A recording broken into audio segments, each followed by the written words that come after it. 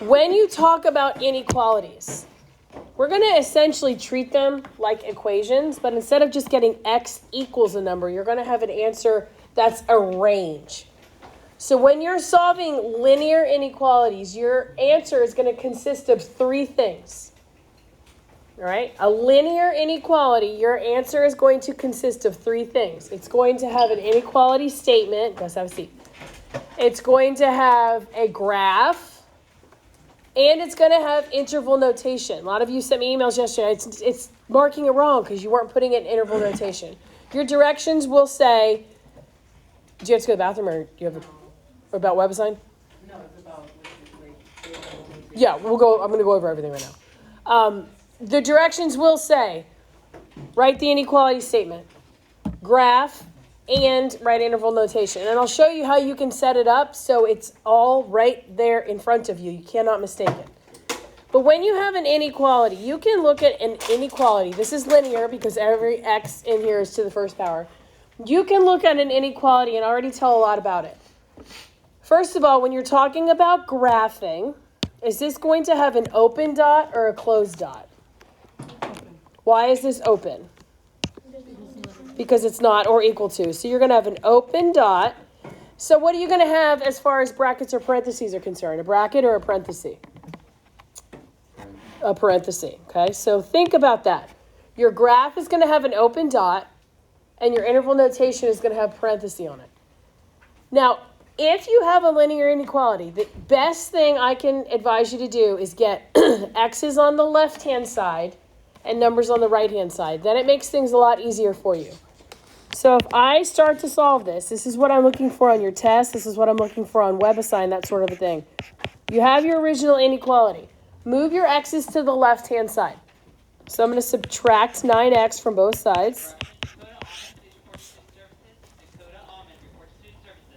3 minus 9x is negative 6x, right? Less than 4. Everybody with me? How do I get x all by itself? Divide by negative 6. Does anybody remember what happens to an inequality sign when you divide or multiply by a negative number? It flips. So this becomes, I'm going to write it right over here, x. My inequality sign flips because we divided by a negative, negative. So it becomes greater than. What does negative 4 over 6 simplify to? Good, negative 2/3.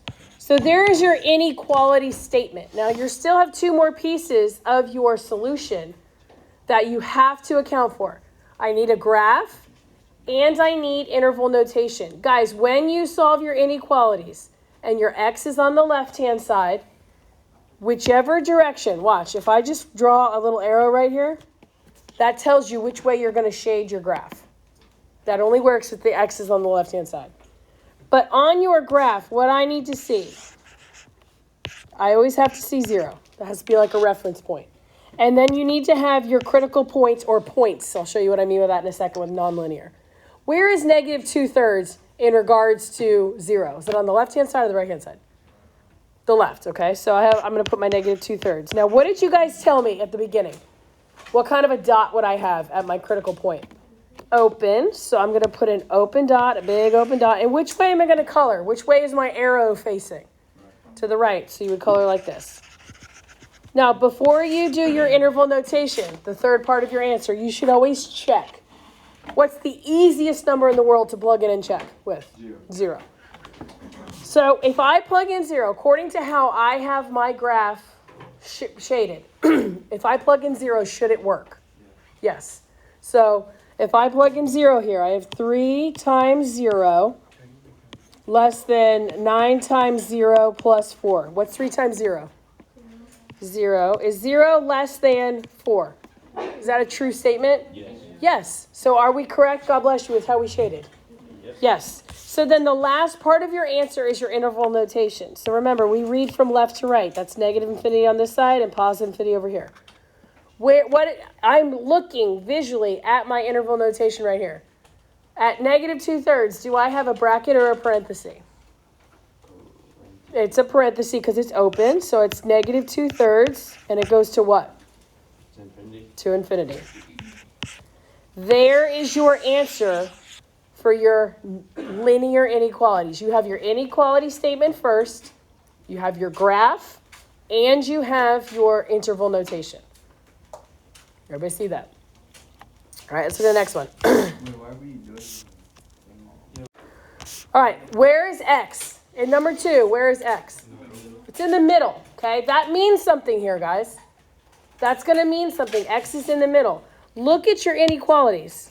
Look at your inequalities. What kind of a dot am I going to have at this point? Close. So that means what is going to go on the end in my interval notation?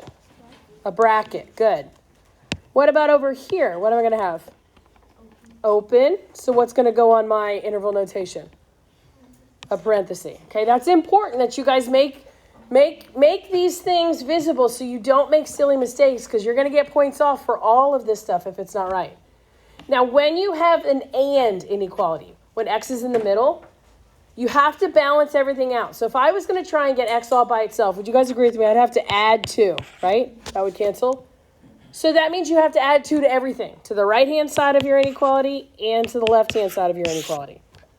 So 4 plus 2 is 6, less than or equal to 3x. My 2's cancel, and then I have 15. Now I'm still trying to get x all by itself. We're going to divide by 3. When I divide by 3 here, I do it over here, and I do it over here. So I'm left with 6 divided by 3 is 2, less than or equal to x, less than what? 5. All right, that's the first part of my answer, my inequality statement. My second part of my answer is going to be my graph. So I'm going to graph this. What is important that goes on my graph? First of all, I have to have 0. I have to have my critical points of 2 and 5. What kind of a dot do I have at 2? It is closed. We already established that. Good. What kind of a dot do I have at 5? It's open. We established that already. Good. And where is x? In regards to 2 and 5, where is x? It's in the middle. So where are we going to color? In the middle. Now, before you write your interval notation, just check. What's the easiest number in the world? 0. If I plug in 0 up here, 0 minus 2, negative 2, is 4 less than or equal to negative 2? No. But the way that I have my graph shaded, does 0 work? No. So then go ahead now and you can write the last part of your answer, which is your interval notation. Again, from left to right. Where does my interval notation start? Positive 2, good. With a bracket, where does it end? At 5 with a what?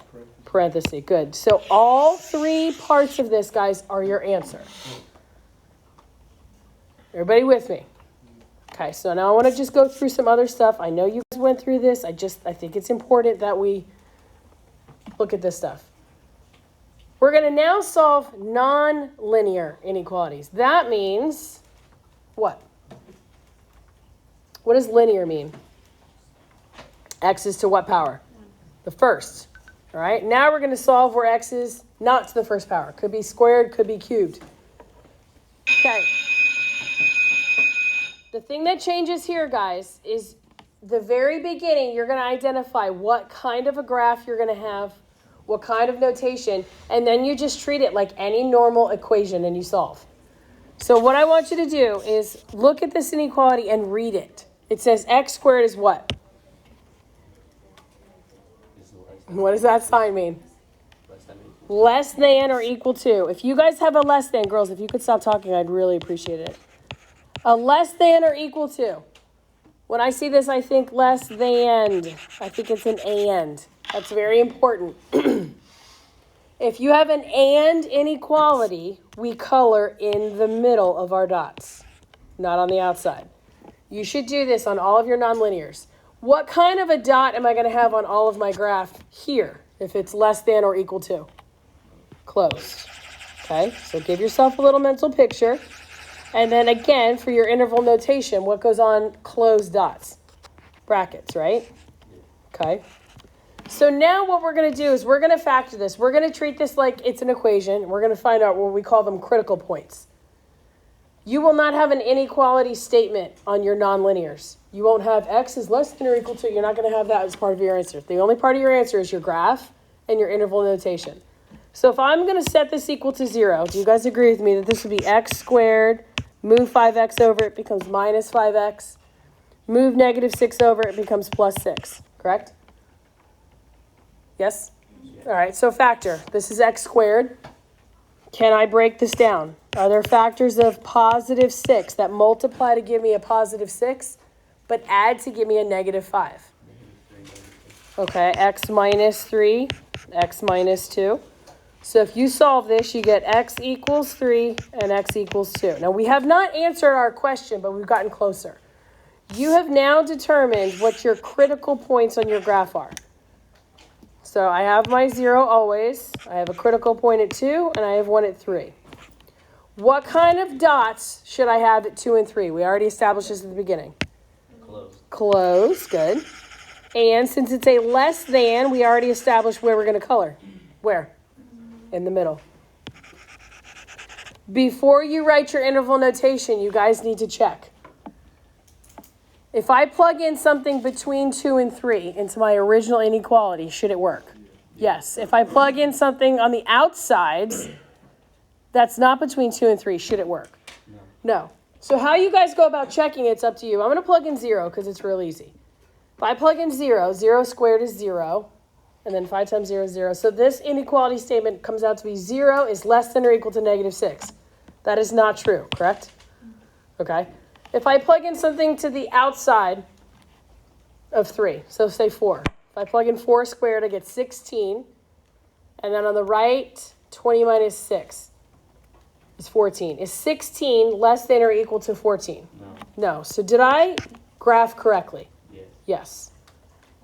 You guys might have some where it works, say there's like 3 spots. So it works on the left, and then it works on the right, but it doesn't work in the middle. Or it works on the left in the middle, but doesn't work on the right, or something like that. So you just got to check your little areas. But how would I write my interval notation for this? 2 to 3. We already established what my graph would look like and what the notation would look like before we even did any math. You guys should do that every time, and then you won't have any issues on what you're supposed to do. We're going to do the same thing here. This is an inequality. It's a non-linear. It's quadratic. So the first thing I do is say, okay, wait a second. What does that sign say? 2x squared minus x is greater. Very important that you see it's greater. Or if it was less than, where did we color on our graph? In the middle. If it's greater, which directions do we go? The opposites. Good. So think about it. Your graph is going to look like this. You go one way and then the other way. Now, what kind of dots am I going to have there? Good. Both of them are open. So now we can also tell that you're going to have a parenthesis here and a parenthesis here. What's going to go in the middle when you have a gap, when you write your interval notation? You. Guys remember that? So now we're going to figure out what our critical points are. Where we're going to talk about left to right. Yeah. What's that U? It's the. I'll show you when we do interval notation. You'll see why. Sure. So if I'm going to graph this, I got to find out what my critical points are. So let's treat it like it's an equation. 2x squared minus x. When I bring 1 to the other side, it becomes minus 1, right? Equals 0. So what are the factors of negative 2 that multiply to give me a negative 2 but add to give me a negative 1? Multiply to give me a negative 2 but add to give me a negative 1. Okay, so minus 2 plus 1. And since my a term is not 1, I divide it. So I end up here with x minus 1 equals 0. 2x plus 1 equals 0. Everybody with me on that? So I just found my 2 critical points on my graph are going to be x equals 1 and x equals negative 1/2. If I move 1 over, it becomes negative. Divide by 2, I get negative 1/2.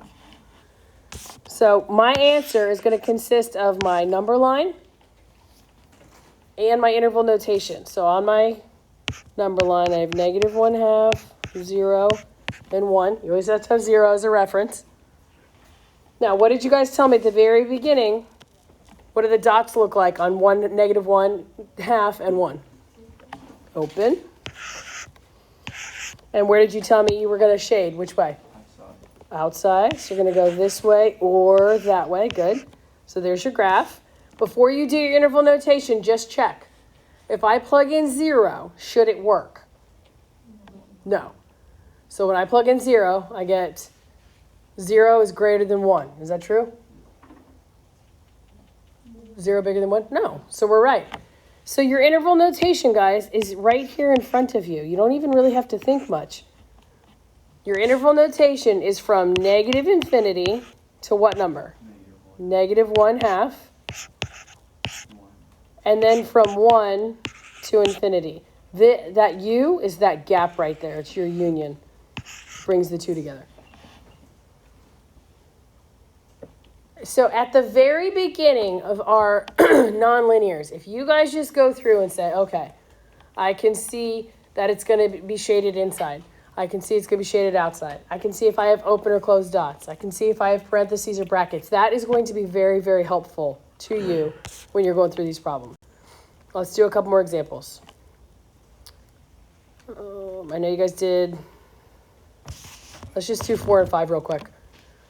Most of you did them, but let's just talk through them just to make sure. Is this a linear or a non-linear inequality? Linear. It's just the first power. So that means you're going to have like an x greater than or equal to, x less than a number, right? So you're going to have an inequality statement, a graph, an interval notation. So I'm going to look here and I'm going to say, okay, what does this tell me? This tells me I have what kind of a dot? Closed. And on my interval notation, do I have a bracket or do I have a parenthesis? I have a bracket, right? Your answer consists of all of these things, so it's important to get them all correct. So go ahead and distribute here. You have 14x minus 6 less than or equal to 12x plus 16. Get x's on the left. Minus 12x minus 12x. I'm going to add 6. So I have 2x less than or equal to 22. And I'm going to divide by 2, yes? Did I multiply or divide by a negative number? Okay, so my inequality sign stays the same. So there's part 1 of my answer. X is less than or equal to 11. If your x is on the left-hand side, you can just draw a little arrow right there to show you exactly which way to color. On your graph, you have to have 0, and then whatever critical point you're looking at, so 11. At 11, we said at the beginning, this is going to be open or closed? Closed, good. And which way am I going to color? To the left. So just check real quick. If I plug in 0, should it work? Yes. So if I plug in 0, 7 times 0 is 0. Minus 3 is negative 3 times 2, negative 6 on this side. If I plug in 0 over here, I get 16. Is negative 6 less than or equal to 16? Yes, that means you're correct. So now we can say, okay, here's negative infinity, here's positive infinity. What is my interval notation? From where to where? Negative infinity to 11, and it's going to have a bracket. All 3 parts of this is what you need to get your answer correct, to get full credit. Yes, ma'am. How do you know which side has a parentheses and which one has a bracket? If it's a closed dot, it has a bracket. If it's an open dot, it's a parenthesis. And infinity always has a parenthesis. No, yeah, okay, when you have an 11, like a bracket on the 11, because it's like on the graph. Because the dot, right, this is or equal to. Okay. That, huh? How do you know which side you have to put on? How do you know which way to color? Like how which side you're going to have to put on, like the next side. The bracket. Because you always read from left to right. So look, if it was shaded this way, Evan, it would be from 11 to infinity. You always go left to right. Good question. All right, look at number 5. 5's different. This is what kind of an inequality? Is this an or, one side or the other, or is this an and? It's an and. All right, so before you do anything, look at your inequality signs. On both of them, what kind of dots are you going to have? Close, good. And on both of them for interval notation, what are you going to have? Brackets. Now, if you're going to try to get x by itself, you have to undo everything. But what you do to one side, you have to do to the other. So if I want to undo 4, I have to add it. So it means I have to add it over here and I have to add it over here. Are you going to always get nice, pretty whole numbers? No, but that's not a big deal because I'm not asking if it's 29 over 3. It doesn't matter where 29 over 3 is on a graph. It's bigger than 0. Just make sure you have it in reference to 0 in the right spot. So 5 and 4 is 9, less than or equal to 3x. My 4's here cancel out, and then 14 and 4 is 18. Divide by 3. Am I dividing or multiplying by a negative number? No, so your inequality signs don't flip. You should ask yourself every time you go to divide or multiply, just to remind. But 9 divided by 3 is 3, less than or equal to x, less than or equal to 6. All right, that's the first part of my answer. The second part of my answer is, okay, I have to graph. So what goes on my graph? I need a 0, 3, and 6. They should all be in numerical order. Now, going back to the beginning, guys, what did you say about the dots on 3 and 6? They've got to be closed. Good. And where is x in respect to 3 and 6? It's in between. So where are you going to color? In between. And then before you go and write your interval notation, just make sure you check your answer. What's the easiest number to check? 0. If I plug in 0, according to my graph, should it work? No. So if I plug in 0 up there, I get 5 is less than or equal to negative 4. Is that true? No. So we're good to go. Now, Heaven, look. We always read from left to right. So on my interval notation, where does my interval notation start and where does it end? 3 and 6. Yep, from 3 to 6. What goes on the end of 3 and 6? Brackets. Perfect. Why are they brackets? Because it's closed. Yep. And, or equal to. Good. So all 3 parts of that is your answer. So let's do a couple of these nonlinears just to practice, and then I'll let you guys get started on either your web assign or your, excuse me, or your the test review, whatever you want to do. Let's do number 4 and number 5. Yeah. We have another web assignment tomorrow. It's just for practice. I told you guys earlier, all you have to do is just like download as a PDF and it's practice. So we don't have to put it into actual. Nope, you don't have to put it into, no. The web assign? It's not due. Part 2. It's for practice. All right, look at number 4. Okay, this is a non-linear. X squared, that means I'm going to have to factor at some point. So let's talk about the sign that we have here. It says less than, right? I know it's less than, but I think of it as and. If it's an and, what is my graph going to look like? Color in the middle, good. What do I know about the dots on either end? They're both open, good. Gus, I hear you. And then what's going to be here? Parentheses. Why is it parentheses? Because they're open. Good, girls. So now we're just going to treat this like any other equation that we would work. I have x squared. If I bring positive x over, it becomes negative x. If I bring positive 2 over, it becomes negative 2. So if I'm going to factor this, what are the factors of negative 2 that multiply to give me negative 2 but add to give me negative 1? X minus 2, x plus 1. So I end up with x equals 2 and x equals negative 1. So my answer is going to be my graph and my interval notation. When you have a nonlinear, I'm not looking for your inequality statement. So I know that I have to have 0 on my number line. Negative 1 is to the left of 0. 2 is to the right of 0. So my 2 critical points are at negative 1 and 2. What's going on negative 1 and what's going on 2? Open or closed? Open. Good. What should my graph look like? Am I coloring in the middle or am I going the outsides? In the middle. Good. So before you write your interval notation, check. Plug in 0. Should 0 work? Yes. If I plug in 0 here, 0 is less than 2. True? Yep. So what does your interval notation look like? Negative 1 to 2. What goes on negative 1 and what goes on 2? Both parentheses. Perfect. Good.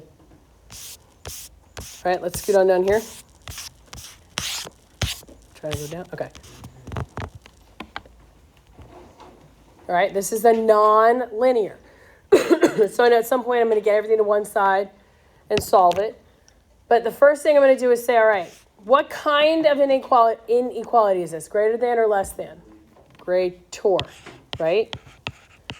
Greater.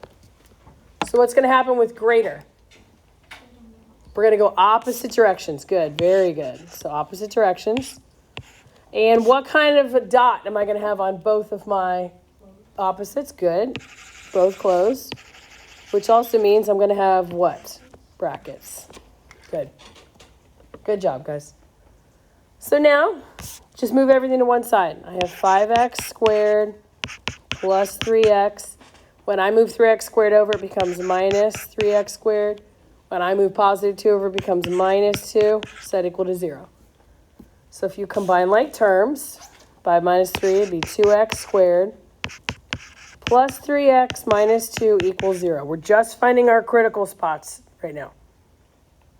Just finding our critical spots. So 2 times negative 2 is negative 4. What are the factors of negative 4? That multiply to give me negative 4 and add to give me positive 3. Good. X plus 4 and x minus 1. What do I do with this 2? Good. Divide it underneath. Good job. So this becomes x plus 2 equals 0 and 2x minus 1 equals 0. So my critical spots are at x equals negative 2 and at x equals 1/2. What do I do from here? Well, I'm going to graph it and then my interval notation. So on my graph, 0 is going to be here. Negative 2 would be to the left. 1/2 is to the right. Doesn't have to be exact or anything. Just has to be in reference to 0. The negative should be on the left. The positive should be on the right. God bless you. God bless you. All right, so what did we establish at the beginning? What kind of dots do I have? Both of them are closed. Good. We established at the beginning which way were we going to shade? Outsides. Good. Check 0. Should 0 work? No. So if I plug in 0 on the whole left-hand side, what happens with the left-hand side when I plug in 0? 0. On the right-hand side, what happens when I plug in 0? So is 0 greater than or equal to 2? No. So we shaded correctly. Perfect. So now reading from left to right, what is my interval notation?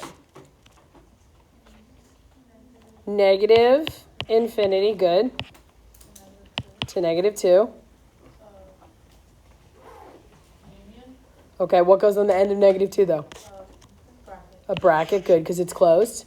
Then your union, perfect. And what?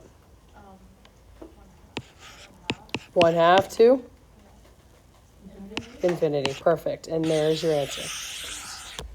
It's super duper important. You guys might have one that's a cubed, x cubed. So you have 3 critical points. So you have like 3 areas that you have to check your answer. You might have something like this, where it's negative 3, 1, and 7. And it works over here, and then it works here. What would your interval notation be if this is what your graph ended up looking like? Hold on, what would your interval notation be from left to right? Negative infinity to? Uh-huh. Wait, hold on. What goes on the negative 3? Bracket. And then what? 2. You see that? You might have something that works out like that. The most important thing you can do is practice. I will change the due dates on the web assign to Friday. Right? Just download 1.7 as a PDF and practice. That is the most important thing. The test review is due Thursday morning. I'm going to go over as much of the test review as I can tomorrow in class. But this stuff you guys have to practice. You're going to have stuff from 1.5, all the solving stuff from 1.6, and then inequality stuff from 1.7. So I think the test has like 12 or 13 questions. Anybody have any questions? So are we gonna submit the